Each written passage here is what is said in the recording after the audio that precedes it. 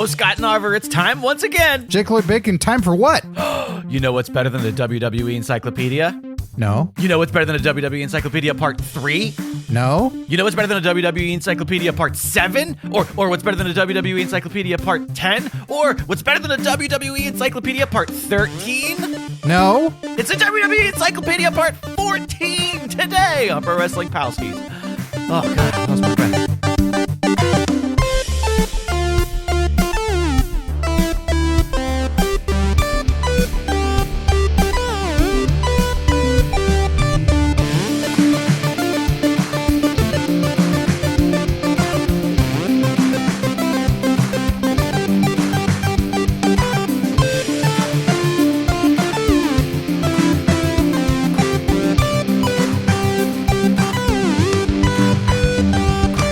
Hey, Scott Narver. Hey, Jake Lloyd Bacon. Hello to everybody out there listening to the Pro Wrestling Palskis program, but especially those joining us for the super exclusive patron-only live stream. If you want to join us live for these shows in real time and have your voice heard by engaging in the chat and telling us all your opinions and thoughts and why we're wrong and just hanging out and chatting wrestling with us, well, then you got to become a patron over at patreon.com/PWPalskis. And of course, we must acknowledge the current PWP World Champion, AJ0314, aka Binary. If you want to challenge Binary for that title, you got to become a championship tier patron. How's it going, Scott? Good. Oh, let's talk about the Royal Rumble winners. Crazy. And then the fallout from Raw. All right, let's get to it. I cannot believe that your prediction came true and R-Truth won the Rumble. It's incredible. Yeah, we didn't see the Rumble yet, you guys. He was doing a silly bit. Yeah, do you think they picked up on that? Do you think they picked up on that? I don't think they did. I think you were really committed to it. I think they were like, yeah, fuck. I thought they used to review all the shows. You got them. I want to know what happened on Collision. You got them. And where the fuck is Dale? Where the fuck is Dale? I don't know. Where in the fuck is Dale Rutledge? Dale, we miss you. Call in the show, Dale. He doesn't listen. He doesn't want to do that. What do you say? He doesn't want to do that. So yeah, we're we have a kind of a brief week here due to some scheduling conflicts. So when things get fucked up in the schedule and we have very little time, we call on the encyclopedia, and here it is. That was really lovely, Scott. It was. I like all the singing chaos. Between that, the Where in the World is Daryl Rutledge. There's a lot of good stuff. We're gonna get Rockapella in on the show soon enough. Oh man, it's gonna be Rockapella presents Pro Wrestling Palskis. I like it. Can I be the guy at the end that goes dip, dip, dip, yeah? Can you hit those notes? I mean, I just did. Fucking rocked it. You didn't hear that? It was fantastic. I did hurt my throat doing that. You auto-tuned. I really hurt my throat really badly doing that just now. I'm putting on a strong face for everybody, but I do want to cry. It is time for the WWE Encyclopedia, part 14. Of course, this is why are we calling it the new encyclopedia? It's not the new encyclopedia. It's the current encyclopedia. We've done this quite a bit. If you don't know what it is, of sports entertainment, we never acknowledge that part. Really, it says the WWE Encyclopedia of Sports Entertainment. New edition. New edition. It's on the bottom too. Got a lot of blowout. Yeah, it's real bright. But I want to fix that. What we do is we grab that book, we open up to a random page, and we just fucking chit chat about it. So Scott Nava, what are we chit chatting about today? You tell me when to stop, and we'll stop. Oh, there. I do the stopping. Oh, you went too fast. You're going way too fast. Oh, go slow. You ready? Oh, go a little bit faster than that. Stop right there. Oh, it's a full page. How perfect. We don't have to talk about many, many things. We can only talk about Edge. And on the other side, Edge. It's a 2-page spread on Edge? Yeah, one where he's got long hair, one where he's got short hair. Oh my God, both Edges? Yeah. He's they categorize this as Edge, and then You Think You Know Me, and then The Ultimate Opportunist. No rated R superstar? Your neck is a stack of dimes. Wait, what? What about his neck being a stack of dimes? I think it was Triple H that called him. Your neck is like as weak or is like a stack of dimes. Got it. You know, because that's what Triple H does. Build guys up. 6'5", 241 pounds from Toronto, Canada. Signature move. The cheating on his wife. The execution. Spear. By the way, the haircuts, and we're referencing the haircuts, Gilbert Short in the chat says it's before and after he got his edges done. Good job. Good job, Gil. That's solid. God, oh man, I know I'm getting blowout on the camera here, but fucking look at that bulge. Look at that bulge in the photo. In the art, on his rated R tights, he has a dick pad in, which I actually respect because I'm always like, nobody ever has protection there when they're wearing trunks. And it's like a superhero costume where there's like some sort of pad that like has the shape. It's really good stuff. That's live sex celebration edge right there. Right. And you still need to come here with that wedding ring on. See, by the way, should we just dedicate this episode now to Andrea Beeler? Because of the dick pad? Well, because of the edge of it all. Well, is she also like Sting a lot? She's already crying. I can't speak to Sting's dick pad. Okay. On a scale of your love for pro wrestlers, 1 to 10, where does Edge fall for you? We're not talking as a person. No, right? we're talking about like as a wrestler. Like meaning like how excited are you when Edge is involved in something 0 to 10? Are you talking Edge? Or are you talking Adam? 1 to I said Edge. I said Edge. 5? Oh wow. Okay, lower than I thought it would be. Edge is not high on. I know he's not my list, but I thought it would be. He's had some moments where I've been into him and excited, and then other times I'm like, yeah. I was more of a Christian guy, and I think it's the I've had these throughout life. Like it's The Sopranos and Oz came out at the same time on HBO. I was way fucking into Oz, and for some reason I couldn't watch both. It was like people go to Sopranos. I'm like, yeah, Oz is way better. Armageddon. 2 shows on the same time. Deep Impact, motherfucker. Deep Impact. Yeah, Bugs Life. Get the fuck out of here. I cried less during Armageddon. I'm an ants man. Sure. That's got Gene Hackman. Hackman? Amongst the 2 bug movies that have sexual predators, which is your favorite? Do you like your Woody Allen or do you like your Kevin Spacey?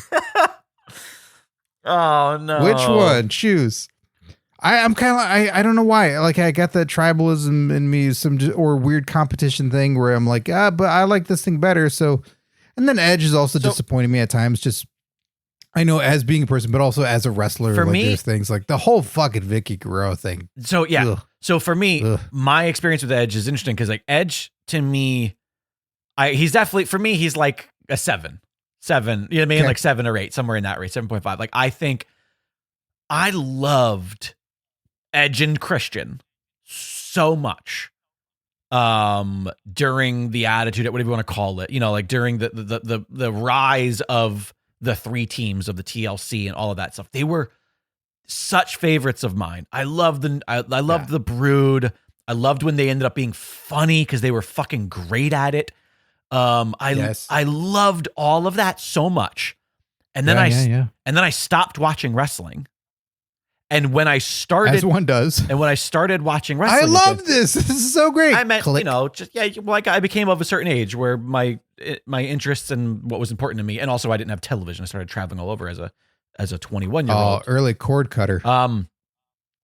And when I came back in, he was with Eddie Guerrero. I'm sorry. Sorry. He was with Vicky Guerrero. And both? That's disgusting. The story with Fox as and it was just like, I was so underwhelmed with what this character was. And like the rated R SUPE-r-star was doing like, I didn't watch any of rated RKO. I missed all of that. So, that was very brief anyway. Like rated RKO was, but I guess just like, yeah, even the whole, like the rated R SUPE-r-star, I feel like I never experienced it at its prime probably. And then therefore that when they say, "Oh, the Rated R Superstar," I don't care. I'm excited that Edge is there because I liked Edge from Edge and Christian way back when, and I missed a lot of the shit. So when I came back into it, he was doing the stuff with Vicky. It wasn't great, but then he got out of that, and he still had some interesting stories and interesting things. But I didn't care. I just liked the guy. And I know it sounds like overall I don't like the booking that he was a part of. And the way he was treated, but at times also I was underwhelmed or didn't think he was up to his potential of what he was as a wrestler during some of the stuff when he was put in good positions. I think Edge is a big chemistry guy. Edge is one of those wrestlers who doesn't real science geek. Yeah, fucking nerd. Fucking beaker head. That's why he cut his hair like a fucking nerd. I think that he can't wrestle anybody. I think he needs to have chemistry with somebody, or else his matches feel cookie cutter to me. Mm-hmm. But I like him. So he's not like a Ricky Steamboat, right? Or maybe a Terry Funk, where it just doesn't matter. They can get in the ring with anybody, and something can happen. Yeah. You know what? Okay. I actually argue that Punk is similar to Edge in that way. I agree with that. Punk needs. I think there's a lot of times I can be excited for Punk wrestling someone, and then when it happens, you go, Yep. I think they're kind of in the same space for me. I do think that sans poor writing, Edge is a great talker. I think he's good. He's really good at cutting promos that I believe. I think like he taps into an intensity that I believe, where it doesn't seem like he's playing. That whole thing with Foley, where it's like you got to get to a different place. Like I believe it. It's not like character. We've talked about this, where it's like somebody playing a scary guy. No, I believe that there's something in you that's a little not right. You know.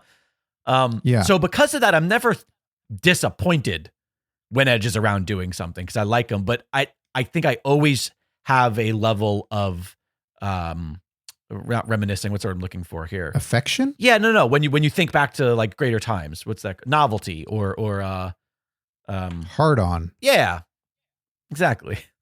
A level of hard on. Yeah, for Edge. Yeah, I think nostalgia. There's times when nostalgia was the word I was looking for. Sorry to cut you off. Right, sorry, I took a sip of coffee and it came to me, and I didn't want it to go.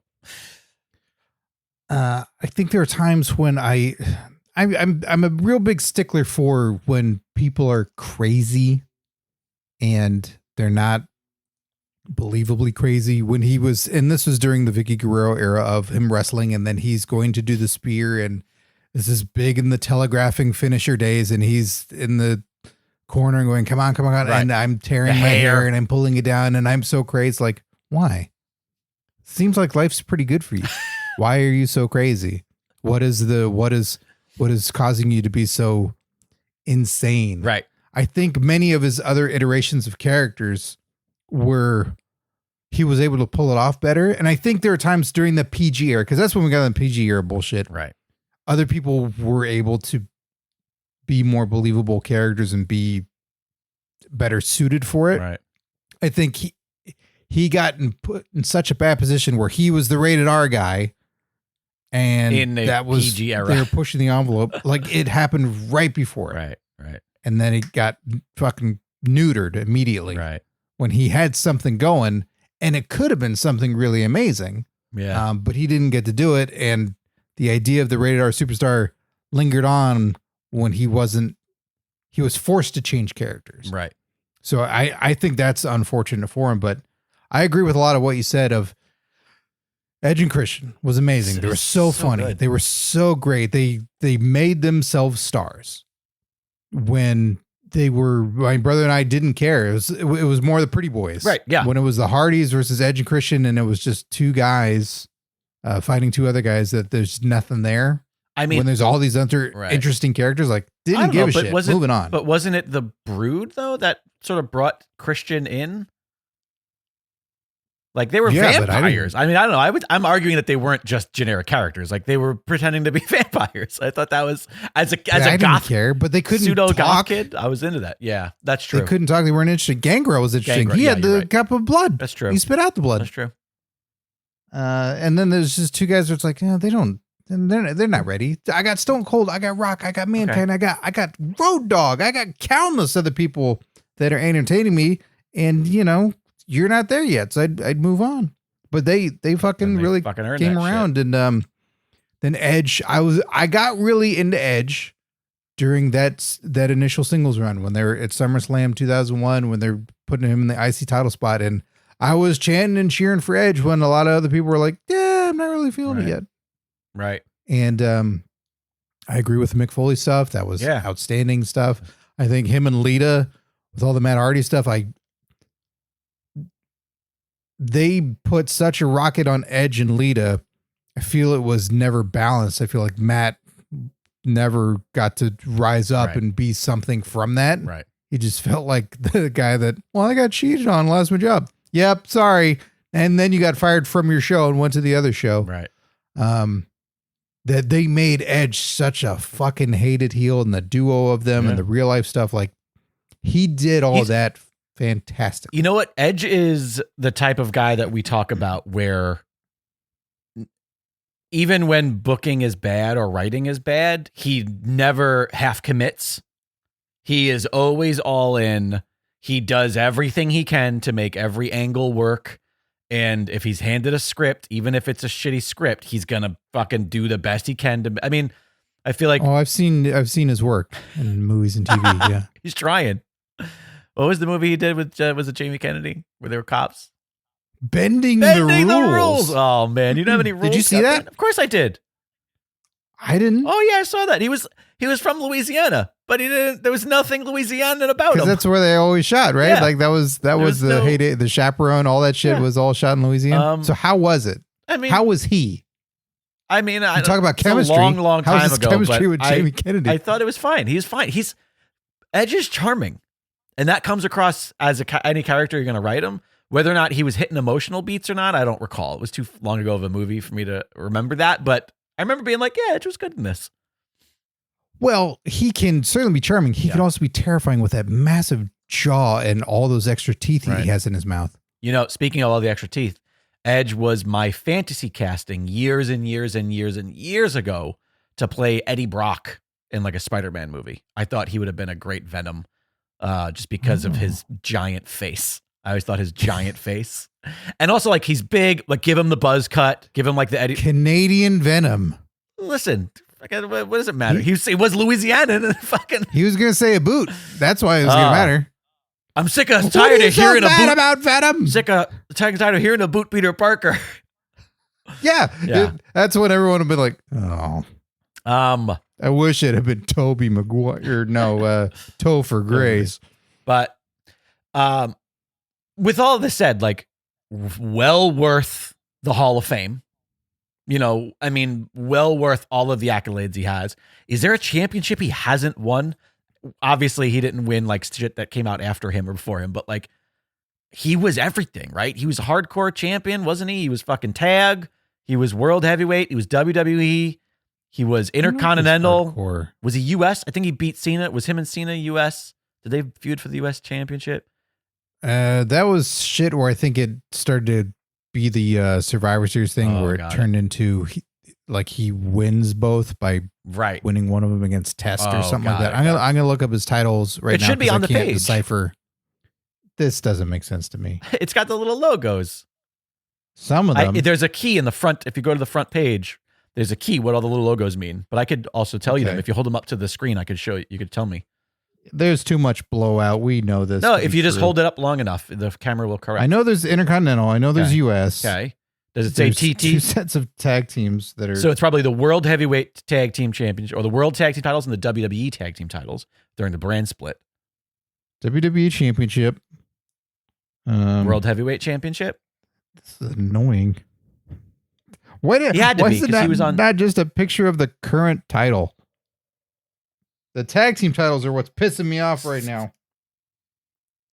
WWE Tag Team Championship. And then what the fuck is this? The World Tag Team Championship. You say that, but it could be WCW. Oh, well, that's what it was, but they just dropped WCW from it. If I'm not mistaken. I hate this. Glad I asked. I'm looking at Wikipedia. Okay. God damn it. Now I lost the page. How will I ever find it? But all I'm getting at is like, is there anything He's got a lot. Is there anything he hasn't First Money done? in the Bank winner. First Money in the Bank winner. Has he won a Royal Rumble? Yeah. Yeah. Yeah. He was, I think he solidified the, hey, if you have a really bad injury, you come back and you win the Royal Rumble. That's just how it works. And actually, now I know we're past it, but this was a year where we didn't really have that, which is kind of amazing. Yeah. Let's see. AEW TNT Championship. Yeah, he's got that. He already won a title over there? And he won the TNT Championship? Yeah, and then it was immediately lost it as a whole thing. Ugh. So WWE Championship 4 times. See, this also gives me the amount of times. Sure. World Heavyweight Championship 7 times. Intercontinental Championship 5 times. WCW United States Championship 1 time. World Tag Team Championship 12 times. Tag Team Championship 2 times. King of the Ring, Money in the Bank, Royal Rumble, 2 of them.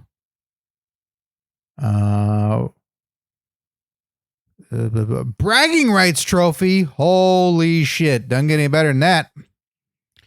Slammy Award winner. He's a King of the Ring winner. Fame. Yeah, I said that. One of the things too that was a pretty big highlight. This was it doesn't say the year of when it was, and I don't care to really look.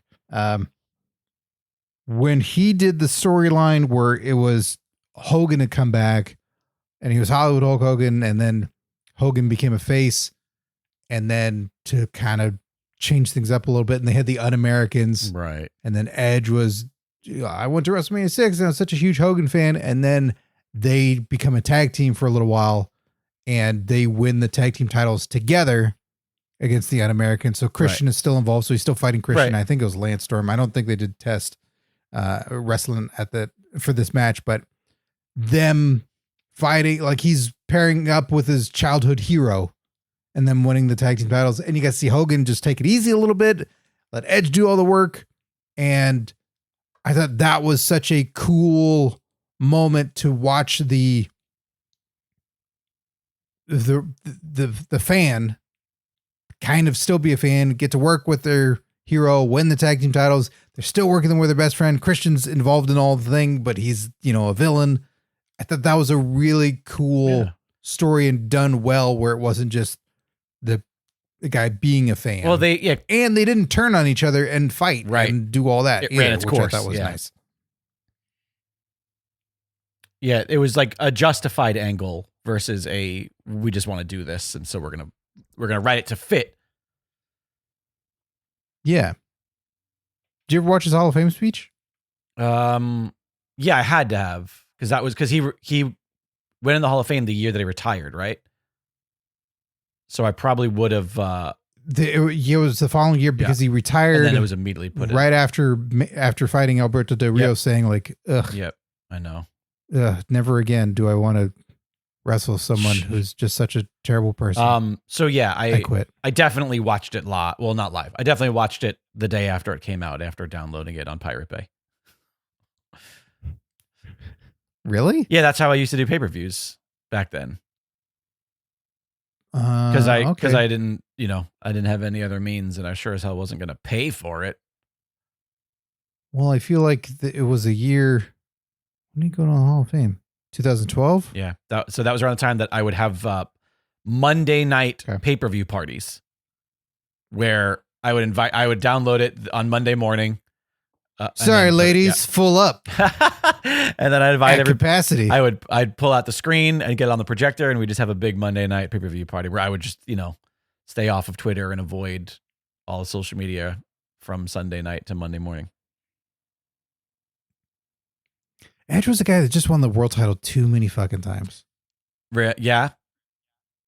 It got to be we have the 2 titles, and then he can be the opportunist guy who goes to the other show and then does this, or then Vicky helps him get a title shot and wins it over here. And he had won it so much that I just kind of fell into all right, well, this just doesn't mean anything anymore. Kind of Cena-ish, maybe? Yeah, it just kept skyrocketing. Yeah. There were a few of those guys, like Cena had that too. Orton's felt like they were longer in between. Right.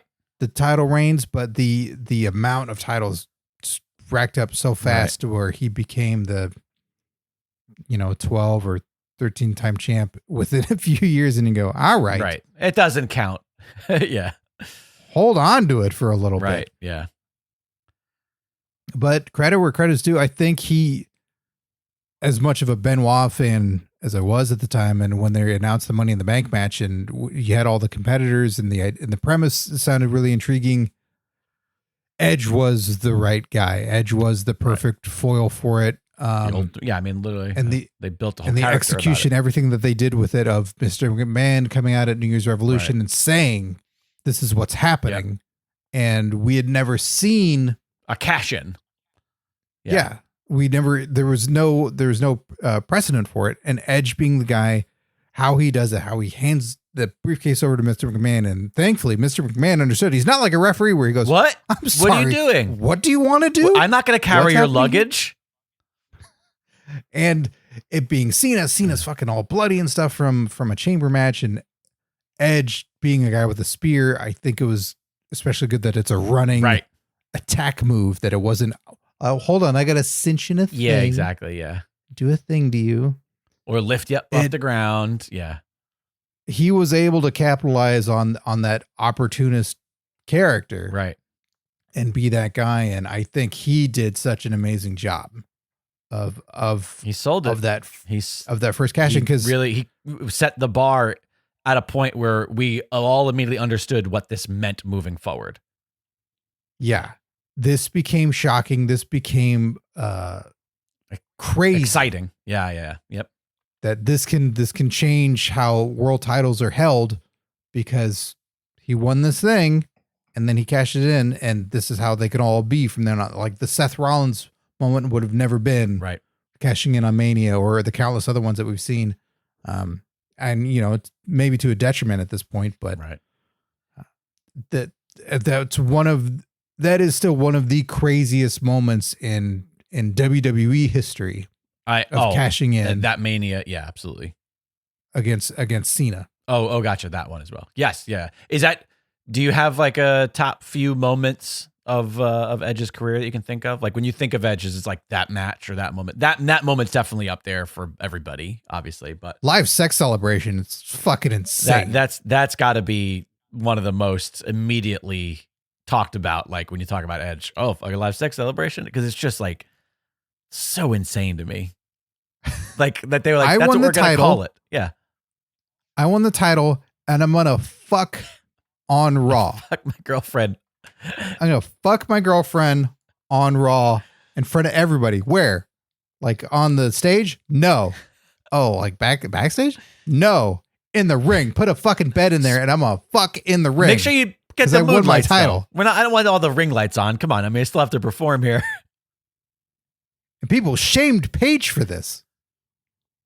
There were children. There were children Xavier. there. You're literally. They didn't even win a title. Again, though, it certainly played to an idea of like, well, yeah, that kind of makes sense. But it's how stoked are you to win the title? Do you want balloons and ticker tape? No. Oh, well, that's kind of what we do normally. Or do you want to talk? Like, no. I want time to fuck my girlfriend. Gilbert Short in the chat. WWE Monday Night Raw doc.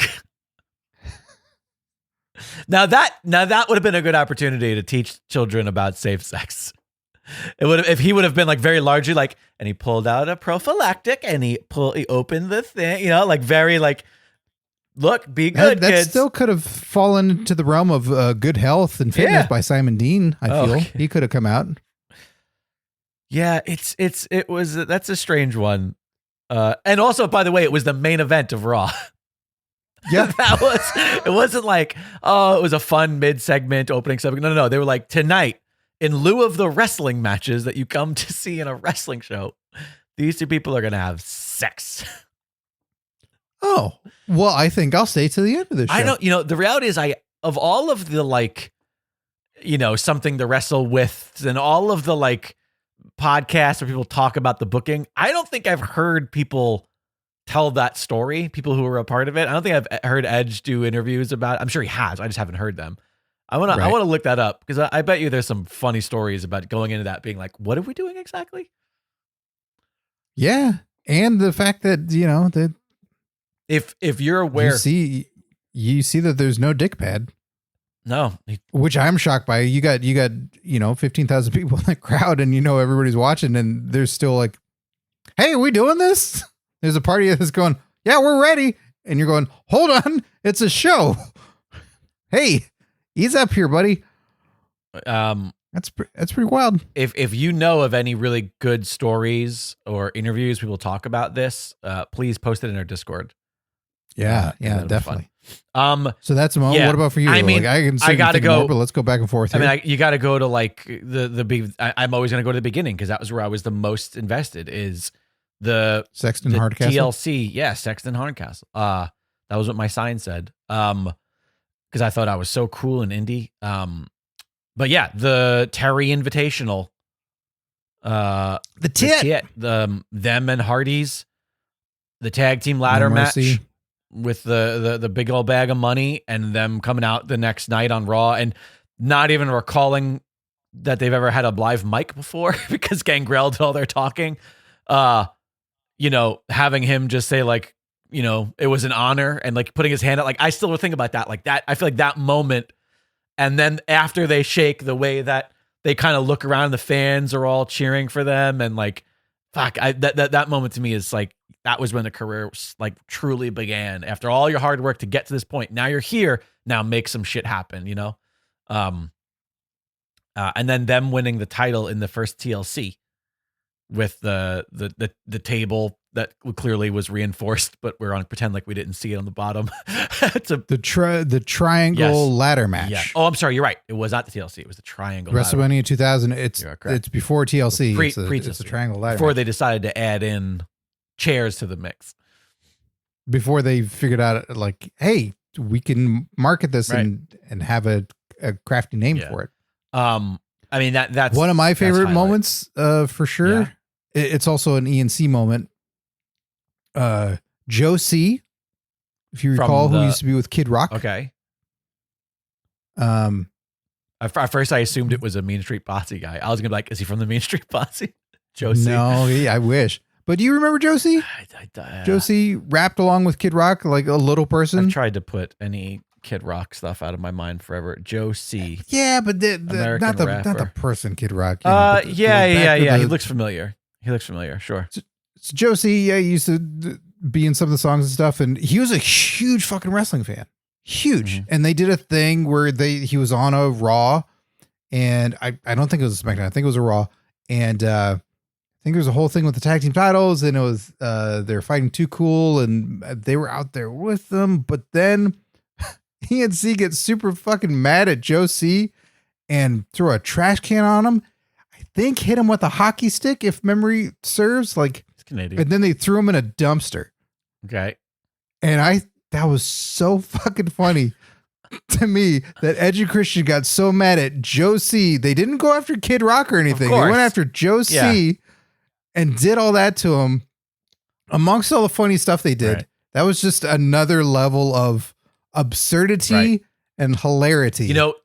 When they were being funny ENC, when they discovered the awesome dudes or the totally reeking of awesomeness, like they found whatever it was that made themselves laugh. They found out how to make that work on TV, which is the best wrestling comedy bits. Because some of it is, a writer who thinks something is funny and it doesn't work. If they're, it's like the What's. It's like Austin with the What's, where he would just do that on the voicemails. And it was like funny. They figured out how to do that. And then they had nerd dork comedy. Yes, 100%. That appealed to them, that appealed to Mick Foley because he had a very similar sensibility. Right.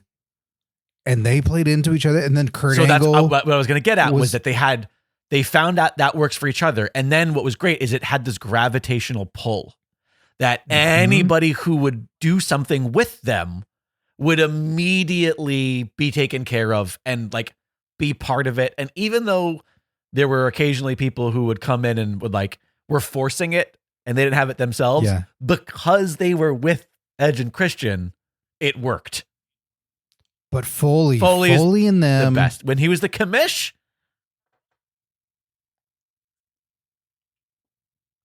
I mean, one of my favorites, and I still always remember the Christian parts a little bit more, but Christian was throwing up and couldn't wrestle. Right. And in the bathroom. Oh, Mick, I'm totally perfect. Yeah. Oh, and pouring whatever stuff. Like he even made it. They had something that looked like vomit, which didn't need to be. You just need to have the sound, water or something. But then Mick looks over. Oh, totally busted. Like all those things. I couldn't not see these guys. Like I had to see how they were trying to get one over on the commissioner to retain their tag team titles or not have a match or do something that was so playful and fun, but within the bounds of realism of they think they're a little bit smarter than Mick. Right. 100%. They're crafty. Yes.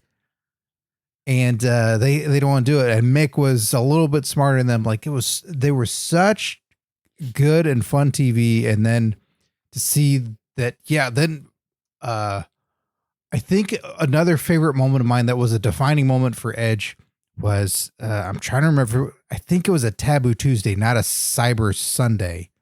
I could be mistaken on which one it was. It was a world title match. And so it's the fans voting, right? Like we watched some of these in watch alongs in the past where the fans are legit voting on who they want to see wrestle for the title. Right.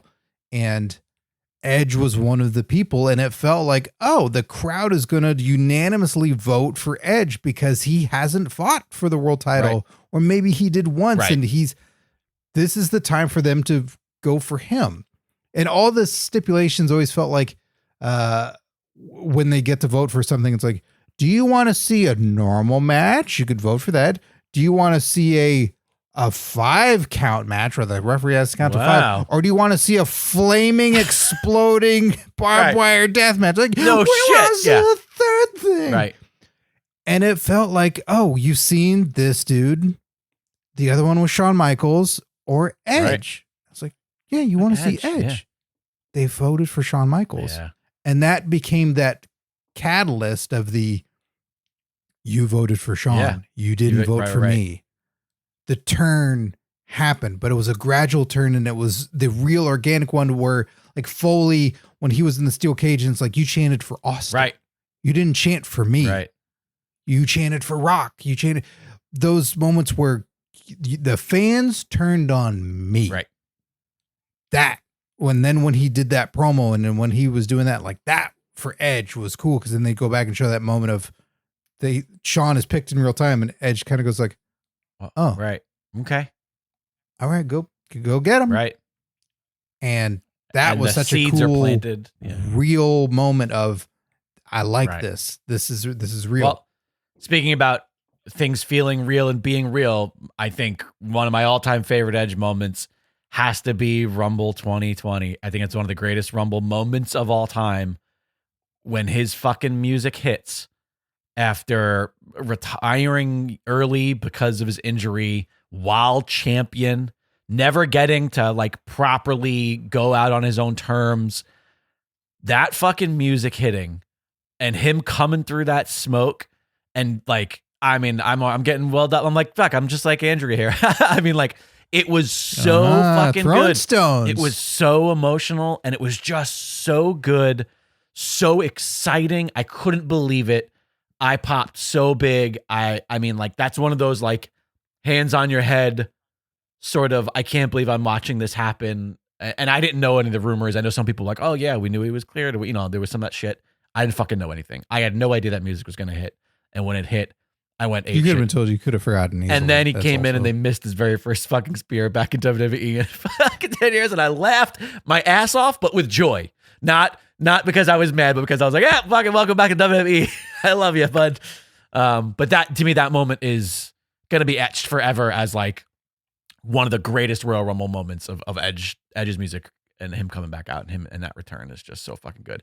Unfortunately, the wind getting pulled out with the pandemic. Yeah, he caused the pandemic. That smoke.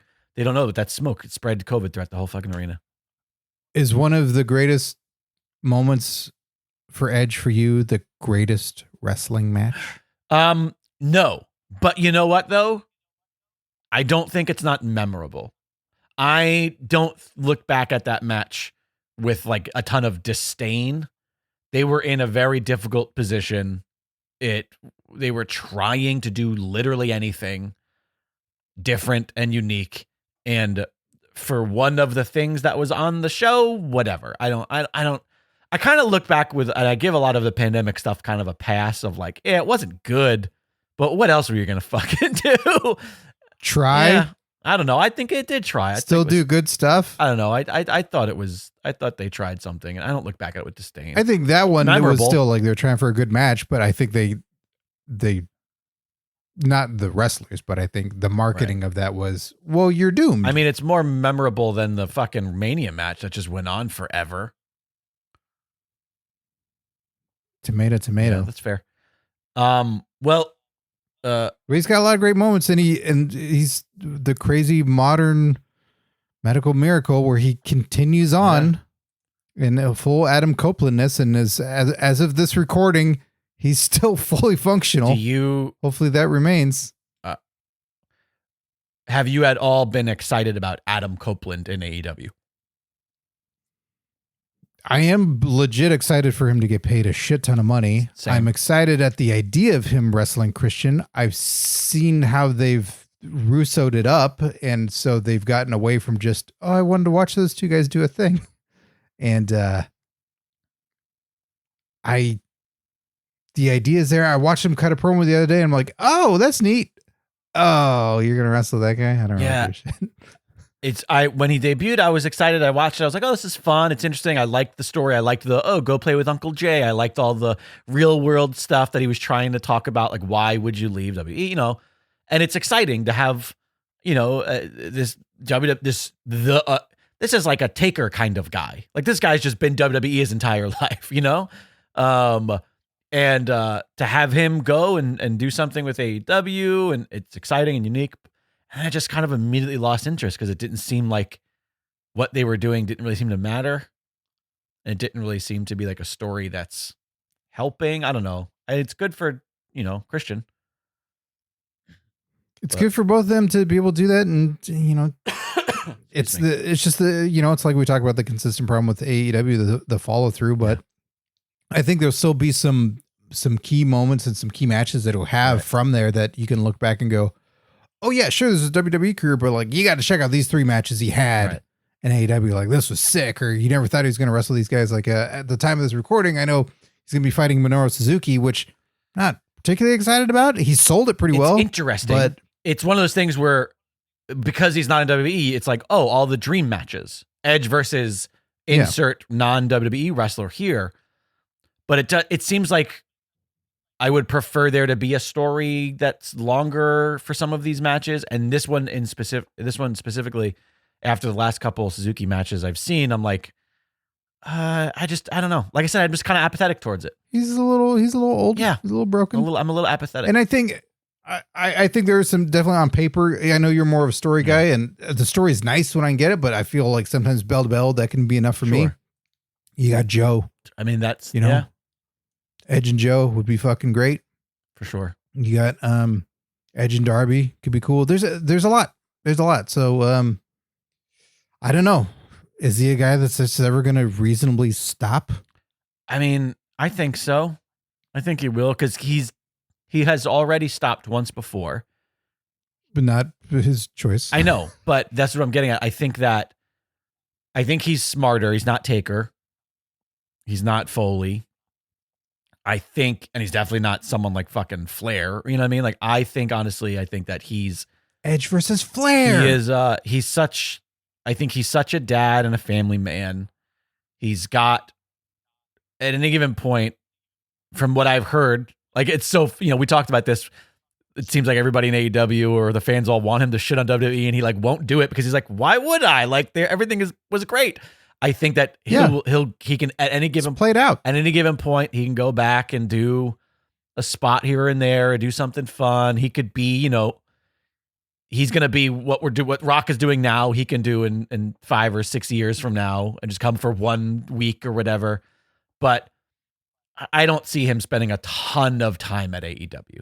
I don't think he's going to be there for years. It's a 2-3 year thing. thing. Exactly. Yep. I think that's going to be how long this goes, and good for him. Like I said, I'm happy he's getting a ton of money. Final question on Edge, final moment that maybe defines Edge for you. Okay. Favorite Edge's theme song. Fuck.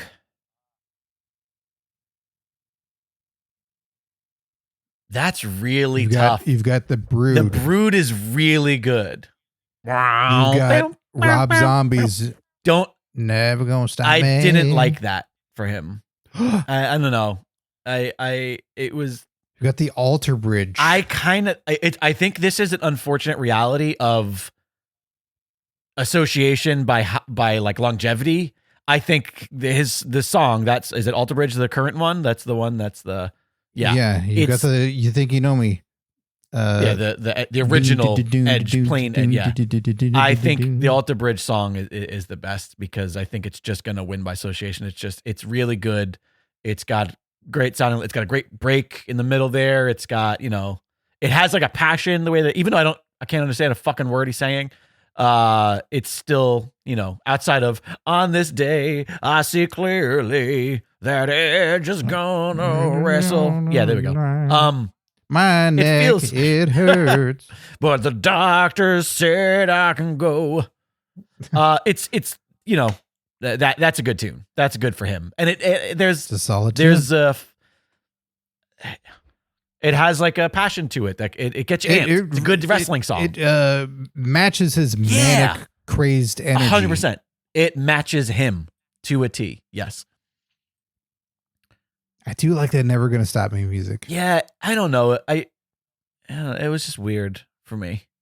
I also think that was like right when I stopped watching. Like so I don't think I saw a lot of that song being used. Because of Rob Zombie? Yeah, because of Rob Zombie.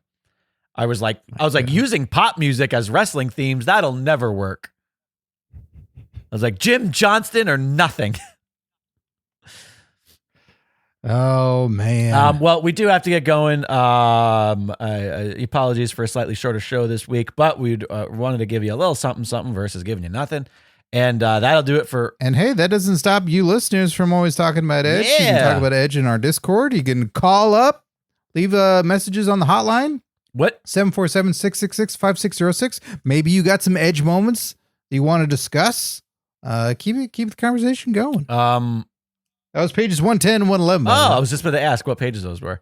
Edge. I did one of those like flea market wait in line meet and greets for Edge when I was a teenager, by the way. And he was such. How much did you pay? And how many wrestling fans did you sit with? And what'd you eat? My sister took me. She probably paid for whatever it was. But I met Edge at Hollywood and Highland with Bill DeMott and Ivory. Oh, okay, all right. And so that was what happened to you? Point to the doll. Thank you so much to those of you who continue to support this program. The best way to do so, of course, is by heading on over to pwpalskis.com. You can find sweet merchandise there. Snag yourself a nice cozy hoodie.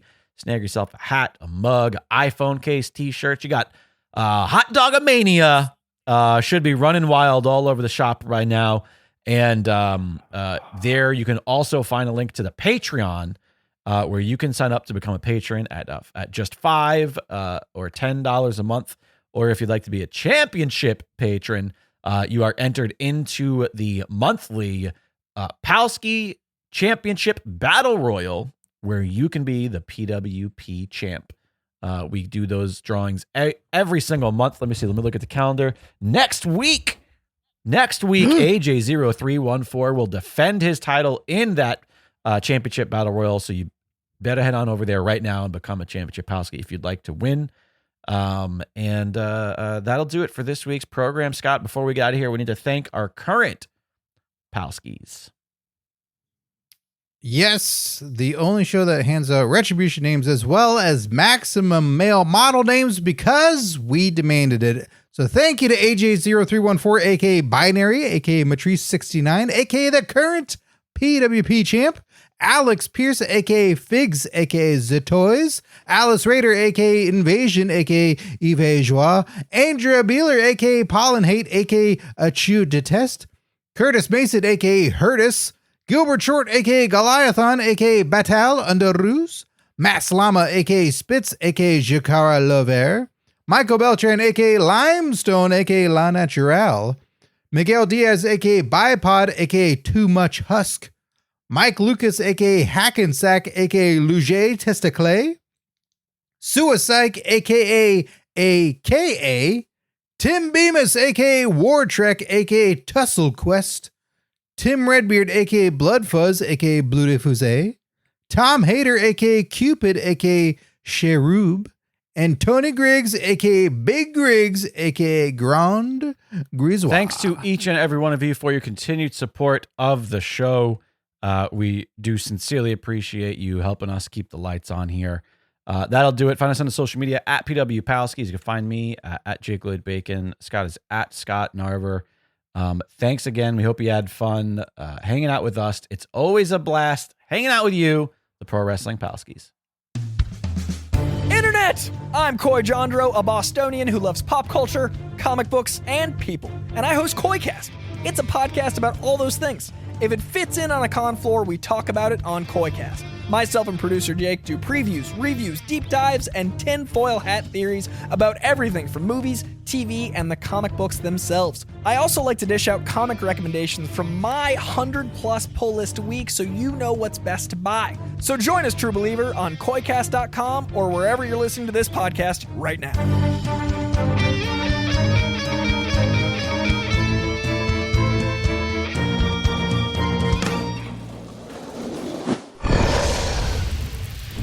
Dragon Wagon.